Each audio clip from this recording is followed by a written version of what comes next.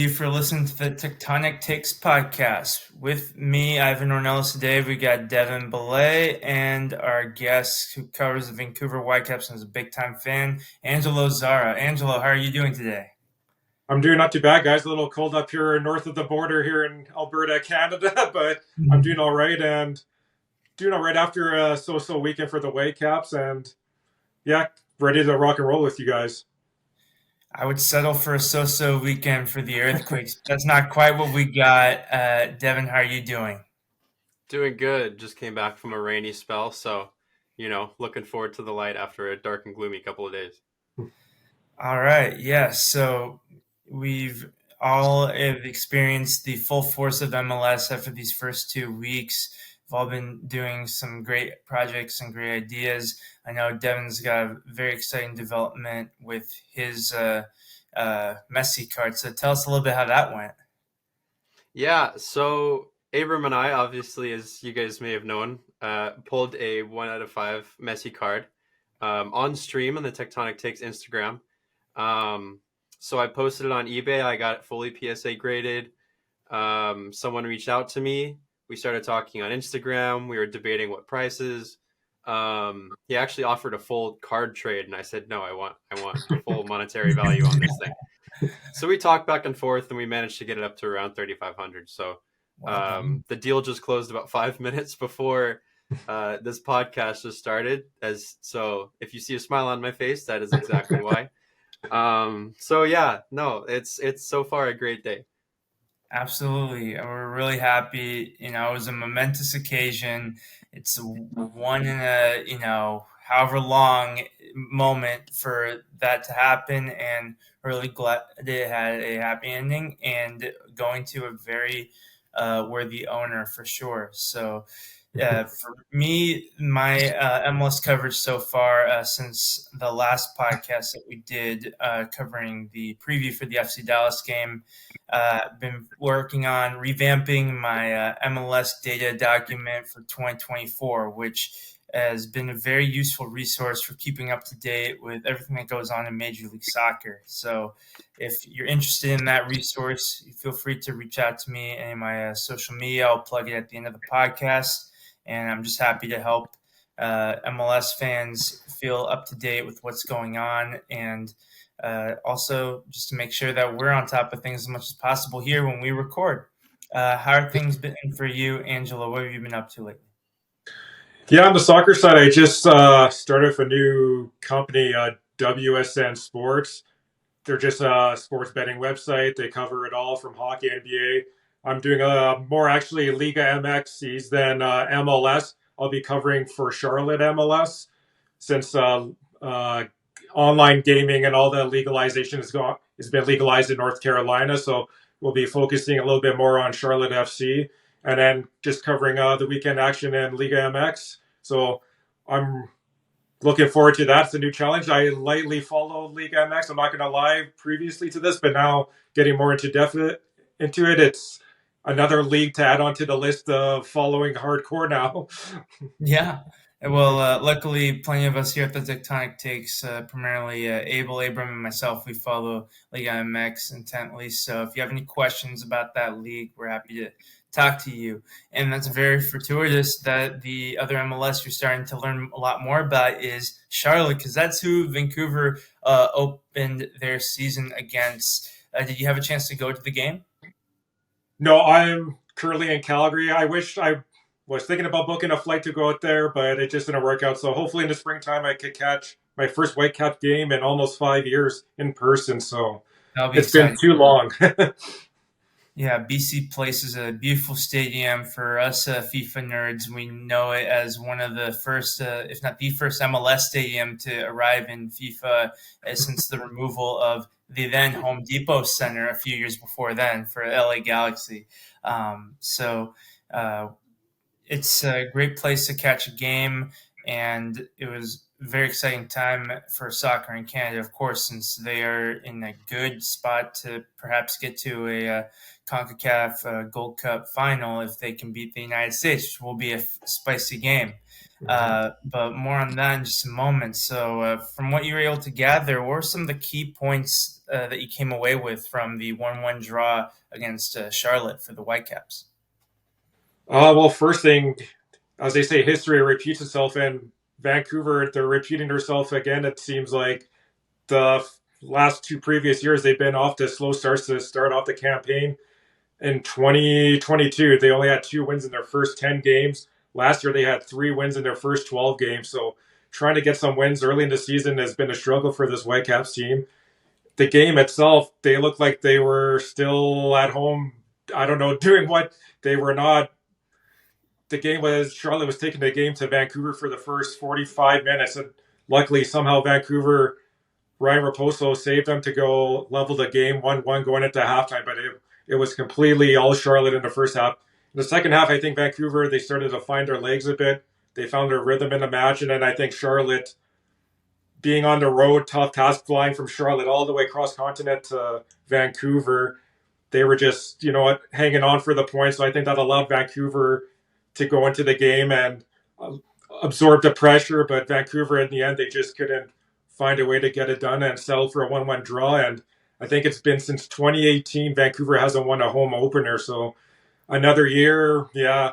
I think their last home opener win was during the pandemic year when they played in Salt Lake City at Rio Tinto. That was their actual last home opener win. But in Vancouver, it's been since 2018, which is kind of unacceptable when you have that home advantage, especially playing on turf where most teams aren't really used to it. Vancouver, with that home dominant form that they've had over the last few years, not finding a way to get that home opener in front of their largest, I think, home opener crowd too, was a bit of a shame. But I guess taking 1-1 point, it's better than 0 points in the end. I think one of the big things, of course, too, is that 28 teams played in the first week of MLS fixtures. The odd one out was the Whitecaps, so that was their first experience this season. Whereas the Charlotte FC had a chance to play the previous week, and they got a very impressive win against New York City, in my opinion, which is a team that I was expecting Charlotte to lose to. So, Devin, would it be fair to say that Charlotte, maybe an intriguing team in the Eastern Conference to look at in the coming weeks? Yeah, I would agree so. The Earthquakes in preseason, I think Charlotte was the only team we really lost to at the end Yeah. of the day.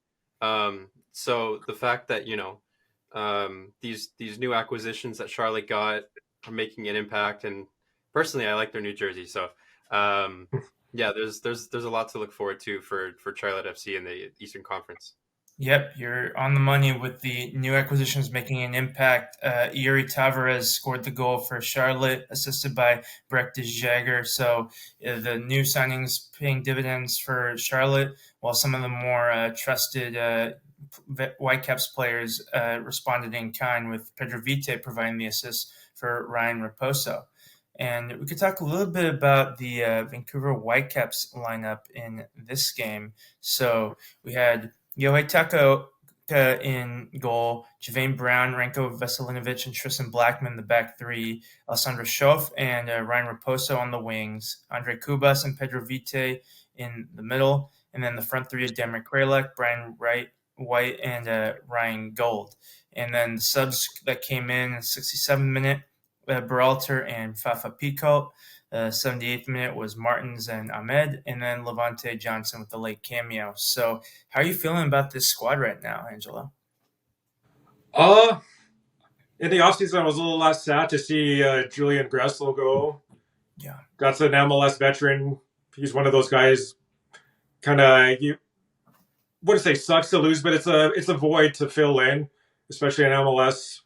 But I would have liked to see an Ali Ahmed come into the game a little bit earlier than he did. I think he offers good pace. He's got some quality. I see him as a future Team Canada player on the national men's team in the future here. So I think he has the right stuff. But up front, Ryan Gold and Brian White, they're going to be the one that I'll be repeating this all podcast long. The ones that stir the drink for Vancouver up front.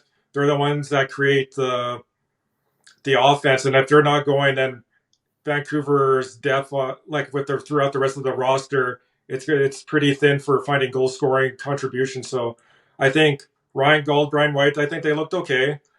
I think Charlotte, they play. I give them credit too. They locked it down pretty good in the second half and prevented them from scoring. So at the end of the day, I think this team, it's going to go through Brian White and Ryan Gauld. They're just the top two players, and then the quality drops after that on this roster. Right. Are there any players on the Whitecaps roster that you have a question for or stand out for you, Devon? I don't really have many questions. I wanted to catch their game, but I didn't get the chance to. So, I'm kind of just looking forward to like maybe what Vancouver may provide against San Jose that maybe we were not expecting Yeah. to So, what do see. you think is some of the X factors on their roster, Angelo? Oh well, it's going to be funny. I was looking up the stats here. Both these teams, they both have a 1 in 8 attempts. They're in all competition, so it's like who's going to win first? So who's going to make that first important move? I think to beat for San Jose to beat the Whitecaps, I think they have to take a game plan from Charlotte. Get on them early first, make them suffer. I think Charlotte, like I said, I think with the travel, they kind of took their foot off the gas in the second half. San Jose playing at home, we know in the MLS, home teams have the big advantage, right? So I think San Jose, they're going to have to, if they just stick with their game plan, pedal to the metal, don't give Vancouver any space or chance, especially Ryan Gauld or Brian White. I think they could walk away with 3 points here. And it's not something Vancouver has. I think Vancouver's only won once at PayPal Park since they've come into MLS. So it's going to be a difficult task for Vancouver right from the get go. Even if Vancouver won this game against Charlotte and so called in better form, and with San Jose coming off a derby loss, I think that's even worse for Vancouver. I think the Earthquakes are going to be more motivated, and if Vancouver, if they're not ready, look out. Yeah, I think it's going to be very interesting. I look at this roster and I would best describe it as sneaky good because it doesn't pop out like some of the elite teams in Major League Soccer. But Mm-hmm. Tekaoka is a great goalkeeper. Yes. Javain Brown, Jamaican international. There's several Canadian internationals here. Alessandro Shofi is a great acquisition. He came from Schalke. He's got Bundesliga experience. Ryan Gold, of course, is a great acquisition and certainly a player with enough quality that you can build a team around in Major League Soccer. And then you have tried and true MLS veterans and Brian White and Demir Kralak who are so capable of starting and playing at a high level. Uh, One thing I wanted to ask you is how would Sergio Cordova perhaps fit into the Whitecaps' plans? Because I didn't see him in the squad in the first game. He was suspended actually from Oh, last season. Yeah, I believe it was from the playoff game, and so was their head coach Vanni Sartini with the criticizing the officials after the playoff game. and So Laborda. he'll be serving suspension number 2 of 6 this weekend. So I don't know how much of an impact that will be for the Whitecaps not having Sartini on the touchline. I'm sure in-game adjustments, all that they'll be missing, but in the grand scheme of things, they're going to have a game plan beforehand. We'll see what happens. Devin, where does Vanni Sartini rank in terms of the most entertaining coaches to watch when you're watching a Major League Soccer game? I want to say top Yeah, six coaches of all yeah, I time for mean, sure.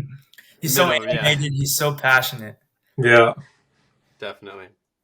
And Angelo and I, we talked a lot about Serie A games throughout the season, and I feel like that's part of that like Italian mentality. Like it's a very passionate game, and he kind of embodies that, brings a little bit of that to Major League Soccer. Whereas another Canadian club, well, two of them, Toronto and Montreal, they have more of the the Bologna connection for Montreal, and then the DPs for Toronto, at least through the coach. So there's that theme running throughout the Canadian MLS clubs. Mhm. Yeah, it's really cool. And yeah, so missing Cordova and Laborda through suspension, although Laborda could be back in the next game. And also Sam Adekungbe, who originally was a Vancouver Whitecaps player about a decade ago. Then he went out to Europe. Recently came back from Hatayspor in Turkey. He's currently out with a knee injury. I think that he would be a very difficult player for Quicks to play against, given how difficult they struggled in this past game against LA Galaxy's lightning quick attacks. So definitely something to look out for. And I think we'll transition into our thoughts on the Cali Clasico. So, Devon, it was a strange game, particularly in that first half, because San Jose Earthquakes looked very sharp. They had some great opportunities, but I think the first troubling sign was Espinoza had a shot, but he turned a couple times too many, and then that would be a theme of this game as far as the offense. Yeah, well, I've got a lot of thoughts on the game, but yes, you're right. And in terms of, we started early, we pushed hard, we pressed hard, we made LA Galaxy, create a bunch of kind of misplaced passes, passing it out of bounds. We had a lot of nice turnovers. We started well early, and then yeah, just like you mentioned, that one Espinoza chance where the Galaxy player tried to head it back to the other center back, completely missed it, and Espinoza was just basically one-on-one with a goalkeeper, but instead decided to cut into the left for a shot attempt, but was blocked by Galaxy players. I think he definitely should have taken that with his right foot, far post. But he is a player, and I'm just the analyst here on a podcast. So, yeah, there were several times in the first half where I think we definitely could have made our chances, and we could have been up 2-1 or 2-2 at half. And I did hear a bunch of talk about like the first goal being Grezzo's fault and how Grezzo didn't step up to the plate against like for the first goal. I don't think that was Grezzo's fault at all. Actually, if you look at the replay, Jackson Ewell was closer to that side of the field, and if you look at the replay, Jackson Ewell did not really step up into that spot. He was sitting too far up, high up the field, and not sitting as far deep as Grezzo was. And I think that's exactly where Ewell should have been, instead of Pele, who I heard was also like, there was criticism that Pele should have dropped further back, but he's also a winger. He's one of our most dangerous strikers. So I don't want to see Pele drop too far back towards the 18-yard box. We want to see Pele on the counterattacks and up the field. There was also on that same play, Tanner Beeson was pushed too far out wide, and when he chased the LA Galaxy center winger, I think Delgado, that provided the opportunity for Paintsel to cut inside past Paul Marie between Jackson Ewell and get that opportunity. But it's also one of those things, when Paintsel got the ball, there was no one to close down Paintsel except for Grezzo. And that's where I think the criticism for Grezzo came in, because Grezzo was the only one that chose to step into that play. I think Beeson should have stayed a little more centrally instead of, being caught out chasing a man. And nothing really to Paul Marie. I don't want to have too much criticism on Paul Marie, because I think he hustled great all game, and showed a lot of class. But he was caught out high up the field on an early press. So there were a ton of things wrong with that play, but I don't think Grezzo was at fault from a couple of analysis that I've recently heard. Yeah, I agree with you on all those points.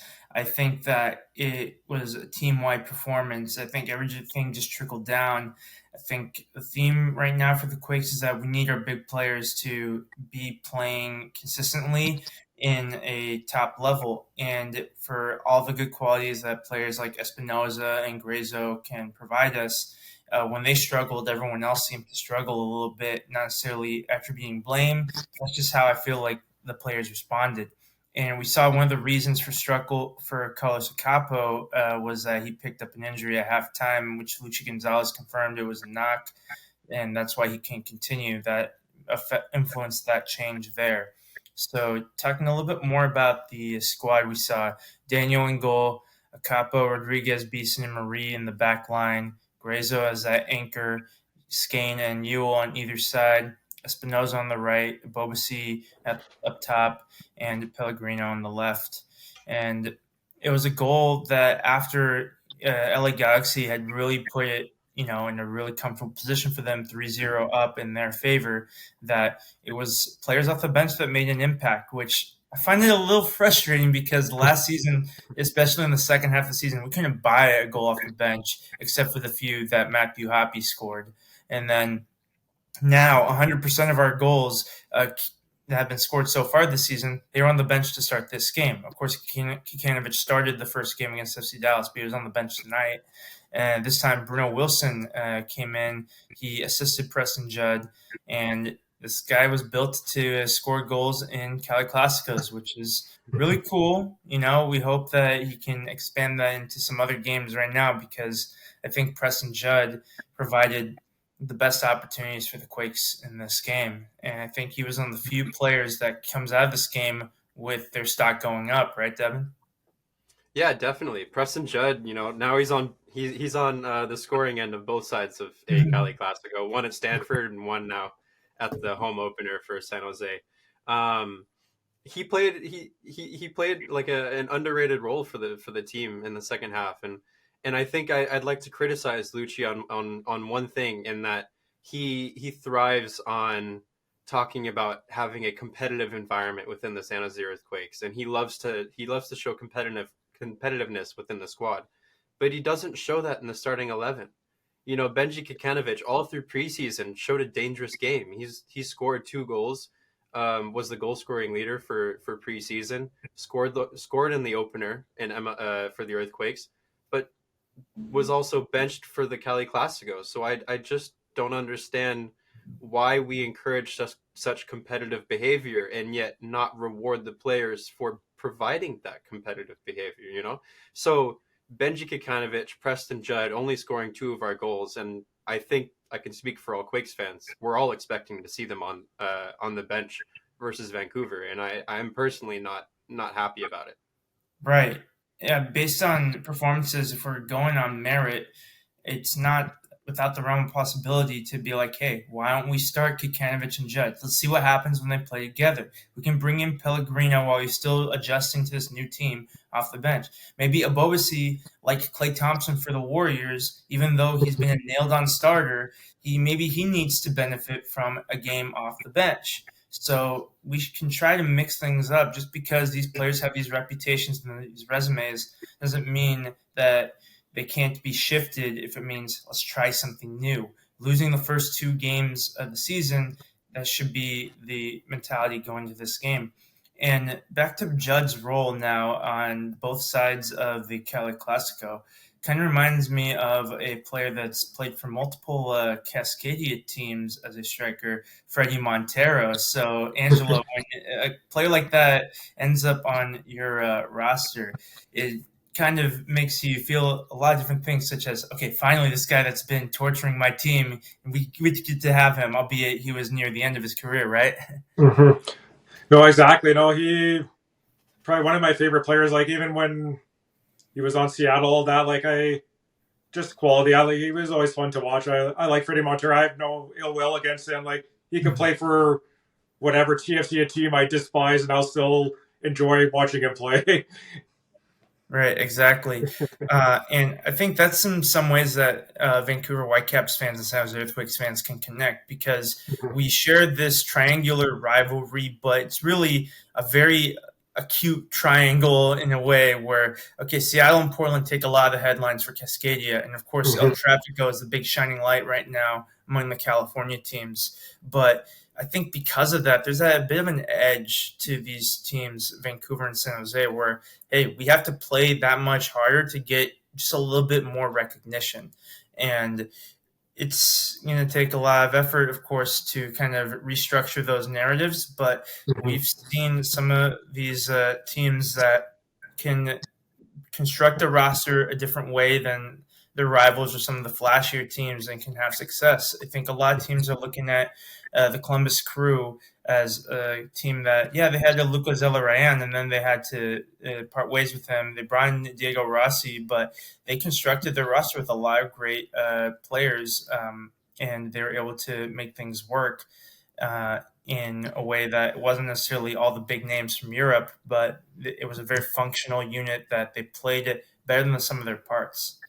I think a key for the Quakes going into this next game is I want to see like where the new defenders coming in continue to evolve in their preparation and their game plans. So we saw a little bit of Bruno Wilson and Victor Costa. What are your first impressions on them so far after 2 games, Devin? I'm not too much of a fan of Vitor Costa. He doesn't really provide too much more, if anything more, than what Paul Marie has been able to provide us in the first couple of games. Um, yeah, he does have a good, attacking somewhat mentality, and he can distribute the ball fairly well with, not being under pressure. But I've seen a lot of mistakes from him in the first couple of games that we've shown him, and I don't want to say that, like, this is the foundation that Costa brings to the team. Like, he's only got like 2 or 3 games total under his belt. He still has time to adapt and whatnot. But in terms of what players should start, I think it should be Paul Marie. I don't see much opportunity for Costa to start in the future, given how well Paul Marie has played. When it comes to, like Wilson as the center back, I definitely think we need to see more of Wilson. He, in my opinion, he shined during the time that we provided him for the Cali Classico. He had great passes, had a great inside of the game, spread himself wide when necessary, and found a lot of space in that back line to open up for the midfielders. Right. And as for Pele, I think that it was a bit frustrating to watch him play because it felt like a lot of the problems that plagued Kate Cow, who came in to replace the errant passes and dangerous positions, that's kind of what summed up his game this time around. And the thing is, when we replace these players, particularly Kate Cow, who's very young, and we bring in the Amal Pellegrino, and he is in his early 30s. We bring in a Victor Costa to compete with Paul Marine, perhaps potentially upgrade that left back spot, but he is approaching 30. We're expecting more an instant transition than a typical player coming into a new league because they do have that veteran experience. So I think that we're still early enough that we can preach patience, but I think Amal Pellegrino's next game has to be a lot better, right, Devin? Yeah, definitely. I'd like to refer back to the Cali Classico and again regards to Pellegrino, especially that one instance where Espinoza had that glorious opportunity. Pellegrino seems to find a way to put himself in a great off the ball position for anyone to pass to him. Especially in the second half with Benji Kikanovic making that run down the left side. Pellegrino was on the top of the 18, right there waiting for a back pass to slot it far post. With Espinoza's opportunity, Pellegrino was right there between the LA Galaxy backline for what we call in FIFA a sweaty pass or a sweaty goal. He was there for it. There's a lot of instances if you go back and watch the game. Pellegrino is there. He's found open slots in the back line, and that's something that Vancouver Whitecaps have to keep an eye out for. He's great at off the ball movement, and that's something that I really encouraged our players to do last season. Something I encouraged Kate Cowell to do. There was a lot of jogging and whatnot, and I think even the game versus Dallas, Rodriguez got upset at Grezzo and Yule for that lack of off the ball movement. And I think Pellegrino is one of those players that pushes the boundaries of off the ball movement, and I would love to see more from him in that aspect in the future. Right. So, in an ideal world, the starting lineup that we would start against the Vancouver Whitecaps, it would be potentially two changes, maybe Kikanovic for Pellegrino and Wilson for Beeson, Devin? Yeah, I'd say so. Yeah. Wilson definitely for Beeson. I think Wilson has more composure, and Benji needs to be rewarded for his good behavior, for sure. Right. And yeah, that'd be the ideal world. We'll see if either of those changes play out. And you alluded to perhaps a change that you would probably make to the Whitecaps lineup for this game, Angelo. Would you bring in Ahmed to start ahead of Kubas? Well, I don't know if they could somehow maybe play together. I would prefer that. My biggest Mhm. thing with this Vancouver starting 11. I know it's not going to happen, but I hate how they play a back three. It's bugged me ever since Vanni Sartini's been at the helm. This is a team, they concede so many goals. I think last year they gave up 49 goals, which was the third highest among playoff teams.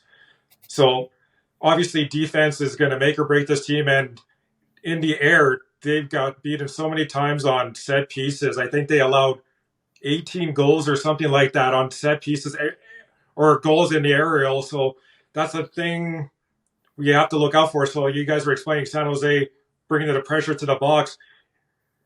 If they could capitalize, like catching them, getting headers in the net there, stuff like that, it's going to be a long night for Vancouver. I think Vancouver with the back three, they're just totally weak when trying to stop the opposition coming at them. So I would like to see a back four. It's not going to happen, but I think this team, they're built to have four defenders because they don't defend that great, especially on the road with a back three. So I would like them to insert another defender, to be honest, and play a 4-3-3. That would be my preference. And how would that potentially look like if you had your way? Because I know Laborda, he'd be available from suspension potentially. Mm-hmm. He mostly plays right back, but he has played center back. So Mm-hmm. maybe you keep Brown and Blackman on the flanks, and then you pair Laborda up with a Veselinovic, and then it would turn it into a 4-3-3, which would be very interesting. And then the likes of maybe Schuff could be a good impact off the bench. And then you could have some combination of the four players of Vite, Kubas, Ahmed, and Raposo. I don't think you could go wrong with those combinations. No, you can't. It's almost not pick your poison, but it's a decent rotation. I would like to see the Norwegian player that Vancouver picked up over the winter, Utvik here. I'm just looking at Oh, yeah, stats here. from He's not. Sarpsborg. He's not just. He's not 6 feet tall, but he's, which could be a problem, especially on set pieces and on the corner, trying to block shots or clear headers out of the way. But he would be a guy I'd like to see get some game experience on the road, and no better place to try to do it against. I wouldn't say San Jose struggling. We're only 2 games into the season, but maybe to build up some confidence against them, I would insert him into the lineup and give him a shot. Yeah, the way I view it is I think Whitecaps and San Jose Earthquakes are probably looking at this game in a similar way. Is that there's a respect on both sides, but you look at the landscape of the Western Conference, I think it's kill or be killed. You need to beat these types of opponents because we're not quite in the tier of the Seattles, the LAFCs, the Dallases, the RSLs that we expect them to occupy a handful of those playoff spots. And then it's Mm-hmm. a couple other players or a couple other teams after them, and then we're fighting for 7, 8, and 9 with a whole host of teams. I think the only team that I'm majorly concerned that I don't know how they get to the playoffs right now is Austin. Everyone else I could see making it in a scenario or another. So it's going to be a bloodbath as it often is. And I know it's weird to say because one of the biggest critiques of the MLS format is too many teams make the playoffs. But that being said, I think there's still a lot of teams that are worthy of those playoff spots, and it's going to come down to who wins those games. Mm-hmm. And just from San Jose Earthquakes perspective, I know after this, the remaining games on our first 6 of the season, that first chunk, we go to Sporting Kansas City and Houston Dynamo. So those are going to be some tough environments to deal with. And then we host the Seattle Sounders. So this is going to be an important game to at least get something out of it. And I know the Whitecaps will be thinking the same thing as well. So it's going to be very interesting to see how that plays out. And I think from, I know it's Denmark, not Norway, that you're a Michelin fan, but the fact that we mentioned multiple Norwegian clubs and Norwegian acquisitions from this one podcast brings Devon a smile to his face. Oh, certainly. Any Scandinavian mention, I'm happy about. Right. So would it be fair to say the expectations for the Whitecaps, at the very minimum, is qualified for the playoffs, but anything else you want to see come out of this season? Well, apparently, I can't. I'm going to quote a website here. I can't remember. So they had the expected points of the table of last year, and apparently Vancouver, I don't know how much you guys take for their word, like expected points, but Vancouver, they should have finished third in the MLS standings last year based upon expected points. Obviously, it didn't happen. And funny enough, St. Louis, they had the worst expected points. They overachieved.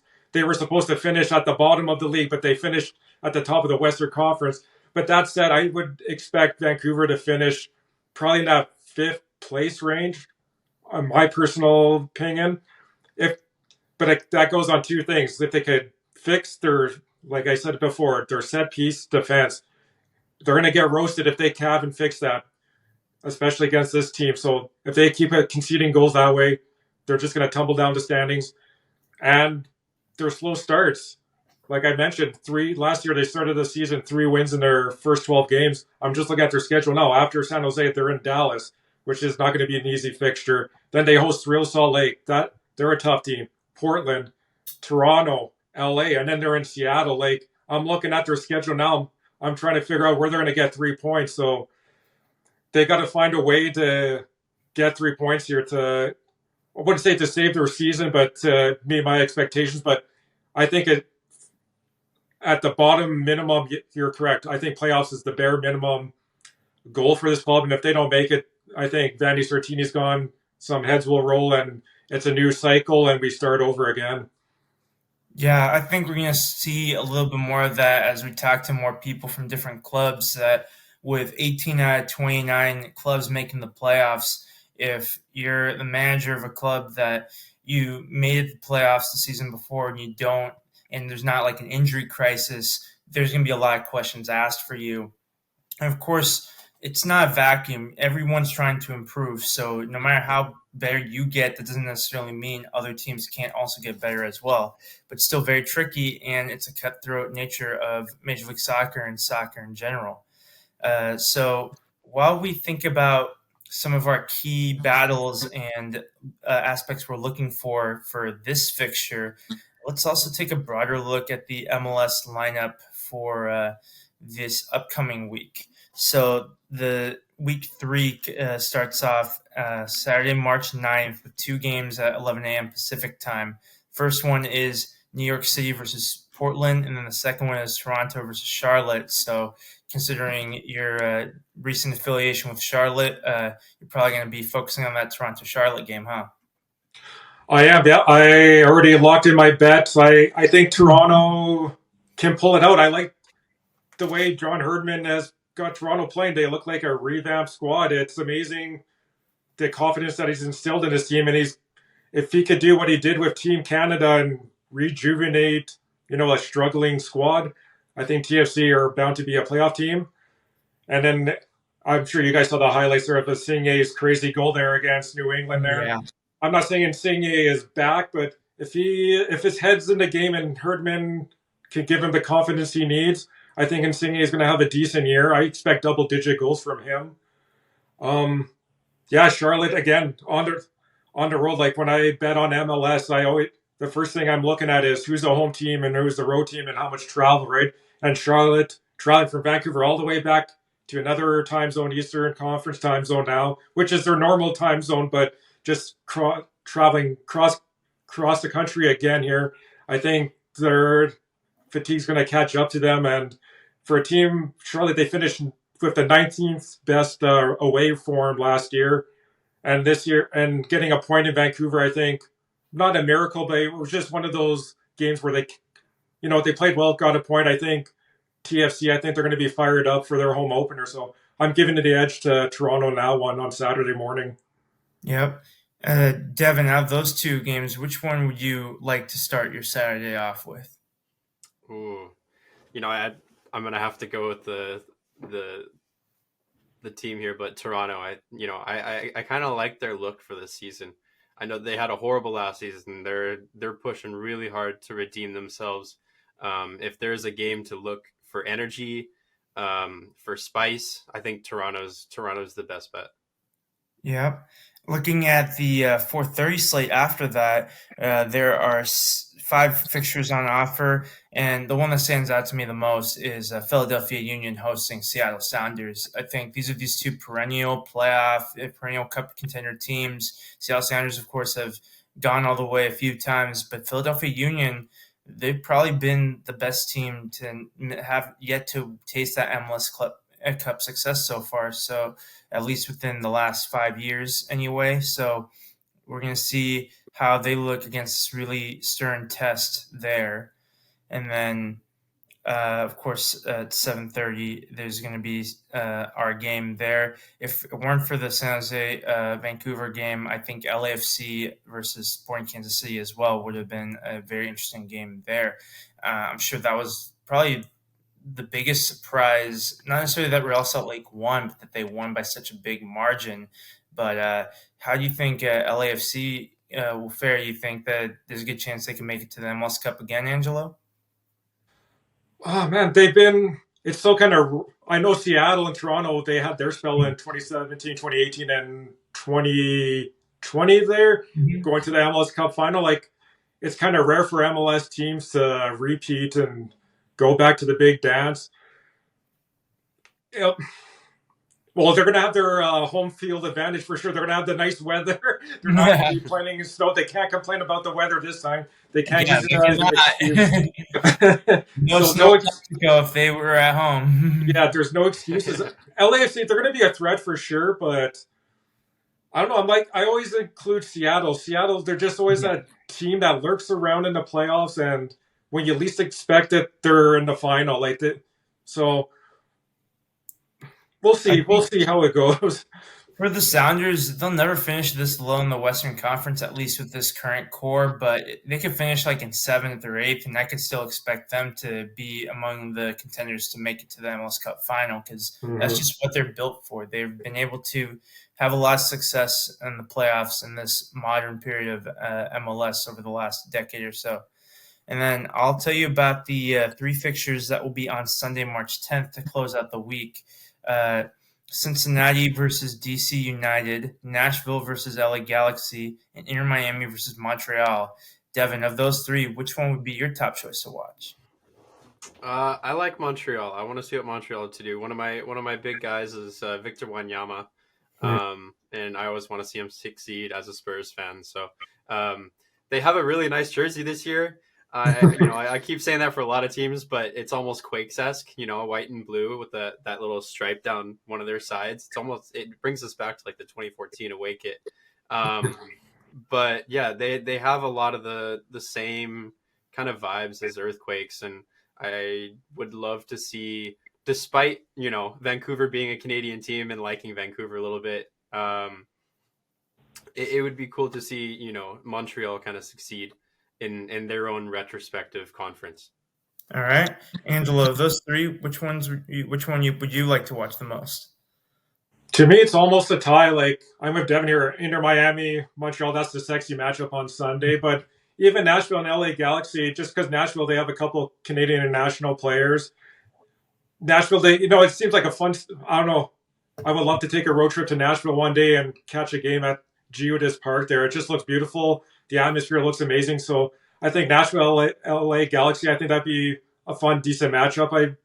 I think that game has a lot of goals in store for it. If there's going to be a high scoring game, I could see that one being the one of the higher scoring games in the MLS weekend. There's a potential for that to be a higher scoring game, but I'm also wanting to see with Nashville because they're defensive specialists too. Mhm. If there's any sort of blueprint that we can take from the next time we play LA Galaxy to prevent conceding three next time, maybe Nashville could give us some ideas there. As for the San Jose Earthquakes Vancouver Whitecaps game, I think it's going to be very interesting to see what kind of crowd we get because we're going to have our second home game in consecutive weeks. But it did take a while for it to fill out this week for Cali Clasico due to the rain that day.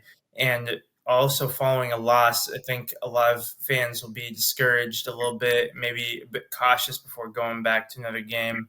Uh, so I think that it's going to be a bit more difficult because of those factors to kind of regain some momentum. But I think that there's going to be a lot of opportunity to prove themselves to see what they have here. And as Devin and I mentioned before, really room across the board for the three levels of defense, midfield, and attack that have to improve. But Which of those three levels of improvement do you think is the most crucial for the San Jose Earthquakes to get a positive result here, Devin? I think we're going to need some room in the attack. If we can outscore the opponent, then we can win a game. Straight out, like even if we concede five and we score 6 goals, we've won a game. We get the 3 points at the end of the day. Lucci does emphasize defense. He improved the defense last season, but this year is all about improving offense. And I think Pellegrino is the perfect aspect, the perfect guy to come off the bench for Benji Kikanovic in the second half to really put away the game if need be. All right. So, other than score 6 goals, Devin, the San Jose Earthquakes will win this game if dot dot dot. San Jose Earthquakes will win this game if we can get our strikers the ball and shoot from outside the box. All right. Angelo, the Vancouver Whitecaps will win this game if dot dot dot. Vancouver Whitecaps will win this game if they learn how to play defense. This team has not kept a clean sheet in 7 games. Like San Jose, I'm just looking here. San Jose, they've been, well, you guys seen it firsthand. Juggernaut at home, way higher scoring team at home than on the road. So if Vancouver, if they have an off day in the defense in the back line, it's going to be a long night. And it's been a while, like I said, since Vancouver won at PayPal Park. San Jose, they've owned this fixture the last couple of years here, winning 3, drawing twice. So it could be a long night for Vancouver. If they can't defend, especially on set pieces, if they're going to be making reckless tackles inside the box or just outside the box and give up free kick opportunities, then Takaoka is going to have to be on his A game because this defense won't be stopping anything. Yeah. I think there's a good chance both Takaoka and Daniel will be busy. I think that they're going to have to clean up a few messes here and there. And that's tied into my statement. So the San Jose Earthquakes will win this game if the spine can pull a 180 from their performance against the Cali Classico. I'm mostly looking at Beeson in center back, Grezzo and Ewell in midfield, and Abobasi up top. So that kind of spine there, I feel like those are the players that they all start again, because that's the biggest question mark for Beeson's case, that there's going to be a lot of eyes on them. I think that Vancouver's coaching staff is going to be looking at some of the ways that LA Galaxy exploited the San Jose Earthquakes, and they're going to try to replicate that because Vancouver does have similar personnel. That they have some physical bodies. They have a wizard in gold who can cause problems down the wing and whip in some balls. They have a crafty striker in Brian White who can score all types of goals. So they really have to be on top of their game there. I think we didn't really talk too much about Jeremy Abobasi, but he didn't have much to do because of what Devin said. There wasn't too many opportunities for him to get the ball. But at the same time, I think he let his frustration kind of, turn into a bit of a ghost-like performance at times, but we know what he's capable of. He's another former Cascadia boy, so you know what he's capable of too. So it's going to be very interesting to see how it turns up. I do want to say that the way that the San Jose Earthquakes players responded after the loss, usually after every game, they have a chance to get out and shake hands with the fans, sign some autographs. And Christian Espinoza was still very gracious, even though that it wasn't his best game. There's a few moments where he could have done better. We highlighted one of them in this podcast. He took time to say hi to every fan, sign a lot of autographs for a lot of kids. And I think that's what we want to see from someone who extended a contract with us last season, and he decided that he's going to spend his prime years here, essentially. He is someone who came from Villarreal. He wasn't really getting too much minutes in La Liga, but a few strong seasons with San Jose Earthquakes could have given him an opportunity to go back to Europe. We've seen that pipeline happen a bit more frequently over the last few seasons, but Espinoza believes in this culture, believes in this project here, and hopefully he can continue to believe in himself, and we'll see what happens on Saturday. I think this is going to be a very entertaining game. I know that, Angelo, we've spent a lot of time chatting about different games and events happening across the world of soccer, so our observations in that game will be fun to reach out and see what we have to say about that too. Any final thoughts on this game or on the Whitecaps or this season so far before we bring this podcast to a close, Angelo? Uh, I think it's still too early to give a full judgment. Like, it's hard to judge a team after one game. Yeah. It's funny, Miami, they already played 3 games, and Vancouver played once. How the scheduling worked out, but no, I'm expecting a high flying game. Like I said, I don't really have my hopes up for Vancouver, like getting 3 points in this one. It's San Jose or bust for me. San Jose, like it's hard to go like as a betting man, it would be hard for me to go against to take San Jose. Like, they've owned this season, like this head-to-head fixture. So I'm expecting a good game. We always like goals, so I hope we see maybe a high-scoring game. I know it could be stressful for both sides with shaky back ends and giving up crazy chances, but in the end, I hope we have a entertaining game. And I believe San Jose, they're celebrating their 50th anniversary too, right? Yes, we are. Yeah. So it's funny, in Vancouver, it's like we're twin clubs or whatever in this Right. sense, right? Maybe we gotta invite you to the Heritage Cup as well. No, there you go. Angela, I want to know your thoughts on the new jersey that came out with the old Vancouver logo. You know what? I'm a fan of it. I'm gonna be in the minority. Like, a lot of people love. Like, I'm wearing a jersey now, like with the hoop. See, I don't like the hoop on the kit. I prefer just having the plain, whatever you have the sponsor, and that's it. So I'm a big fan of the new jerseys, and yeah, it was nice to play EAFC 24 and see those were out before they actually came out. But yeah, I'm a big fan of the jerseys, and I'm gonna have to get a hold of one. And I just saw Alphonso Davies might go to Real Madrid, so there's another for another New Jersey. So yeah, it's gonna add up here pretty soon. Yeah, more to the collection. Yeah. Imagine telling someone 10 years ago that there'd be a Canadian player playing for Real Madrid. Like, I think the fact that it's a possibility now is incredible. Yeah. Well, even when I was growing up, like, I remember the 2002 World Cup. Like, I was surprised to see so many Americans like play in Germany. I'm like, oh, that's so cool. Like, I couldn't believe it. Like, I couldn't get over it. And I'm like, when's that ever going to happen to Canada? And then slowly but surely, 20 years later, there's pockets of Canadian players out in the big 5 leagues in Europe now. Yeah. And at that time, the 2002 World Cup, Landon Donovan was a San Jose Earthquakes player on that USA roster that made to the quarterfinals.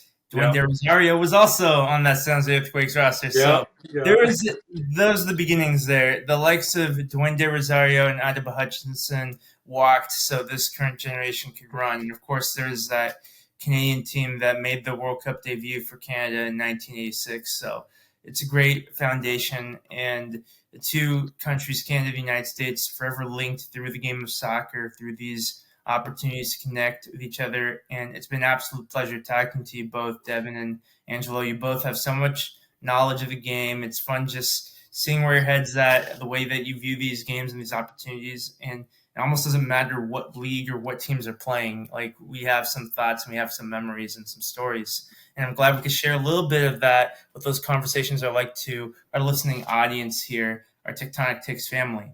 So this has been a fun podcast. I'm looking forward to this game between the San Jose Earthquakes versus Vancouver Whitecaps this Saturday at PayPal Park.